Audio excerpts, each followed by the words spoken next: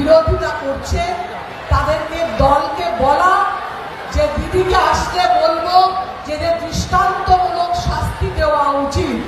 যদি আপনি ভাবেন কংগ্রেসের হয়ে ভোট করবেন, অন্য দলের হয়ে ভোট করবেন, এমন শাস্তি দেওয়া উচিত যাতে আপনার ছেলে মেয়েও বিরোধিতা করতে না পারে। চামচিগিরি করছে, কারা করছে না, সব খবর কিন্তু দলের কাছে আছে।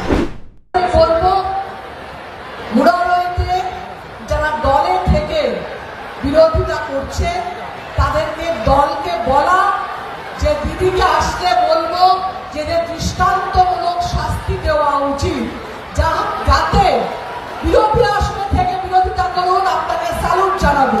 কিন্তু দলে থেকে পাশে বসে যদি আপনি ভাবেন কংগ্রেসের হয়ে ভোট করবেন, অন্য দলের হয়ে ভোট করবেন, এমন শাস্তি দেওয়া উচিত যাতে আপনার ছেলে মেয়েও বিরোধিতা করতে না পারে, সেই কথা বলা উচিত।